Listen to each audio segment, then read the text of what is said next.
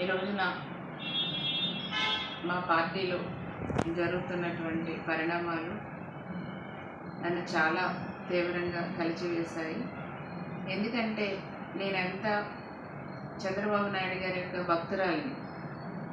ఆయన ఒక God father లాగా 20 సంవత్సరాలుగా నేను ఎప్పుడు కూడా పూజిస్తాను, గౌరవిస్తాను.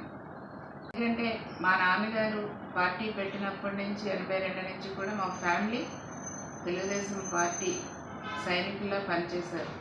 మండల పరిషత్ నుంచి, మండల పార్టీ ప్రెసిడెంట్ నుంచి పార్టీకి కంటిన్యూగా చేసినటువంటి ఫ్యామిలీ. నాన్నగారికి రావాల్సినది నాకు లేడీ కోటాలో 2004 నుంచి ఆచంటలో సీట్ రావటం జరిగింది. మరి అప్పటికప్పుడు చంద్రబాబు నాయుడు గారు టీచర్ పోస్ట్కి రిజైన్ చేయించి నన్ను రాజకీయాల్లోకి ఆహ్వానించారు. చాలా శుభ పరిణామం. సో నేను అంతే కమిట్మెంట్గా తెలుగుదేశం పార్టీలో నేను పనిచేస్తూ ఉన్నాను. ఇప్పటికీ కూడా నేను పనిచేస్తున్న చాలా చాలా గౌరవిస్తాను చంద్రబాబు నాయుడు గారిని, లోకేష్ బాబు గారిని, వాళ్ళ ఫ్యామిలీని, పార్టీని. ఒక కుటుంబం, మేమందరం కూడా కుటుంబం అనేసి నేను చాలా కష్టాలు కానివ్వండి, ఎన్నో అవమానాలు పార్టీలో కొంతమంది చేత పడ్డాను నేను. అయినా కూడా నేను ఎప్పుడు కూడా పార్టీని బయట పెట్టాలనుకోలేదు. ఇప్పుడు సీట్ల విషయానికి వస్తే చాలా నా మనసు అయితే చాలా బాధపడుతుంది. ఎందుకంటే ఈ రోజున మేము పేదవాళ్ళం. ఇప్పుడు ఎస్సీ సమాజ వర్గానికి సంబంధించి జిల్లాలో 3 నియోజకవర్గాలు ఉన్నాయి. ఈసారైనా సరే నాకు డెఫినెట్గా ఈ 3 నియోజకవర్గాల్లో ఒక మహిళా కోటా కానివ్వండి, ఒక మాల సామాజిక వర్గానికి సంబంధించి కానివ్వండి, నాకు ఎక్కడో ఒక చోట గౌరవ చంద్రబాబు నాయుడు గారు అవకాశం ఇస్తారని నేను చాలా ఆశించడం జరిగింది. ఎందుకంటే నా ఆశలో తప్పలేదు. నేను 20 ఏళ్ళుగా పార్టీ కోసం నిరంతరము వేరే ఆలోచన అనేది లేకుండా ఒక లేడీగా ఎక్కడికైనా సరే ఏ పార్టీ బాధ్యతలు అప్పగించినా కూడా నేను పని చేసుకుంటూ ముందుకెళ్తున్నా. మరి నాకు 2004లో ఆచంట నుంచి ఇచ్చారు, ప్రజలందరూ గెలిపించారు, పార్టీ సపోర్ట్ ఉంది, లోకల్ సపోర్ట్, అందరూ కూడా నన్ను ఎంత అభిమానించి గెలిపించి అసెంబ్లీకి పంపించారు. 2009లో నాకు బైఫర్గేషన్లో సీట్ ఇవ్వలేదు.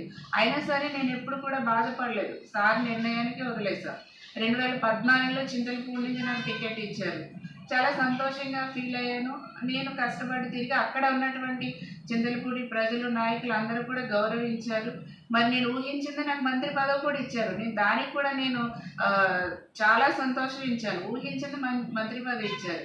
తర్వాత నుంచి నాకు 2015 నుంచి అసలైనటువంటి కష్టాలు నియోజకవర్గంలో కానీ కొంతమంది నాయకులు నన్ను టార్గెట్ చేయడం మొదలుపెట్టారు.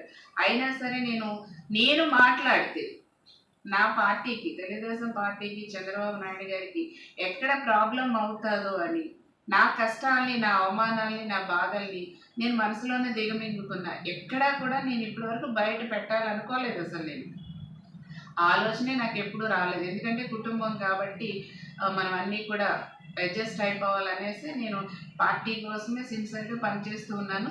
నేనేంటో, నా పనితనం ఏంటో అనేది రాష్ట్ర ప్రజలందరికీ తెలుసు. అంతేకాకుండా ముఖ్యంగా మా తెలుగుదేశం పార్టీ కుటుంబ సభ్యులకి తెలుసు, ముఖ్యంగా జిల్లా నాయకులకి తెలుసు, చింతలపూడి నియోజకవర్గ ప్రజలకు తెలుసు, ఆచంట నియోజకవర్గ ప్రజలు, నా సొంత నియోజకవర్గం భీమవరం నియోజకవర్గ ప్రజలకి, ఎంటైర్ జిల్లా అందరికి కూడా తెలుసు.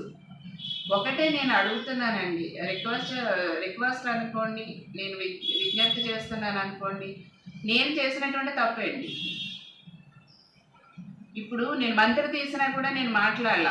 చాలామంది కుట్రలు పన్నారు. నాకు మంత్రి తీసి దాకా కూడా వదలలేదు చంద్రబాబు నాయుడు గారిని.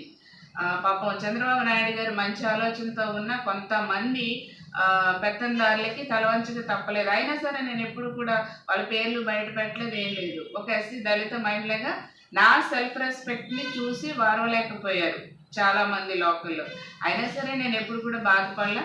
నాకు గొప్ప అవకాశం ఇచ్చారు చంద్రబాబు నాయుడు గారు అనేసి నేను చాలా స్పోర్టివ్గా తీసుకున్నా. తర్వాత ఇంకా అదే కంటిన్యూ చేసి నా మీద లేనిపోయి చెప్పటం,